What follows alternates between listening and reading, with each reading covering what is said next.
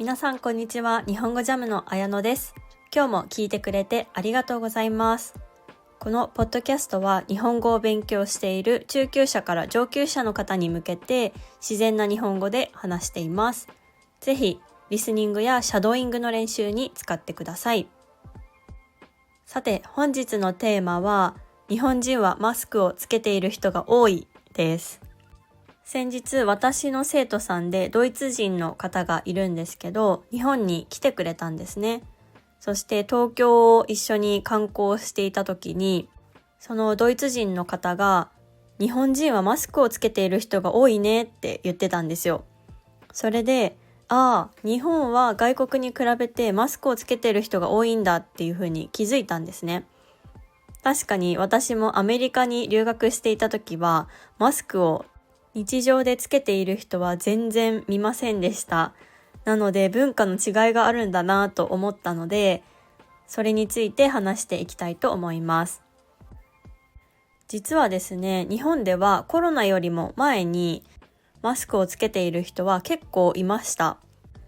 例えば風邪とかインフルエンザの予防のためにつけたり、花粉症が流行っている時期ですね。2月から4月ぐらいの間にマスクをつけている人は結構よく見かけました。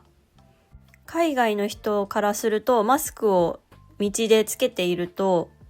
重症な病気、重い病気を持っている人なのかなとか思われてしまうかもしれないんですけど、日本ではそんなことはなくて、何か少しくしゃみが出るとか咳が出る、喉が痛いっていう場合もマスクをつけている人が本当に多いですね。逆にそういった咳とか喉の痛みっていう症状がない場合もつけている人がいます。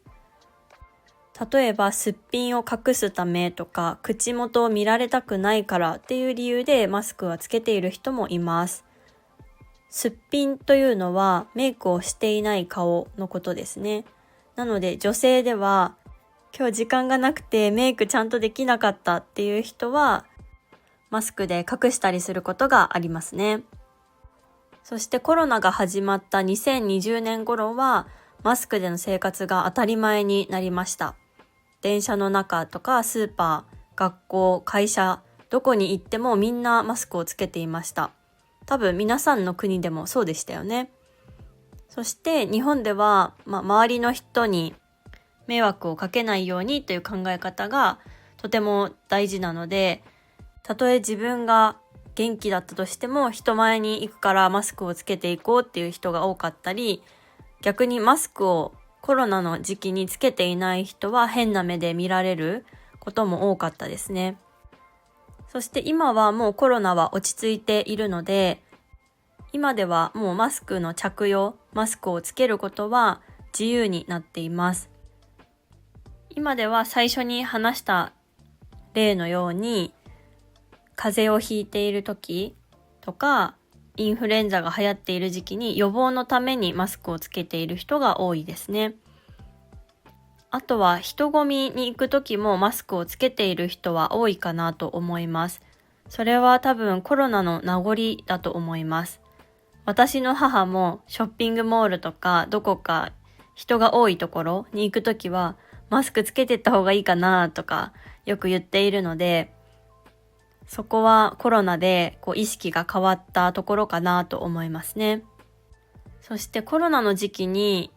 マスクのデザインがたくさん増えたんですよ。今までは白とかあってもピンクのデザインしかなかったんですけど、最近はオレンジとかブルーとか黒のマスクも増えてきました。なのでファッションの一部って考えている人も多くて、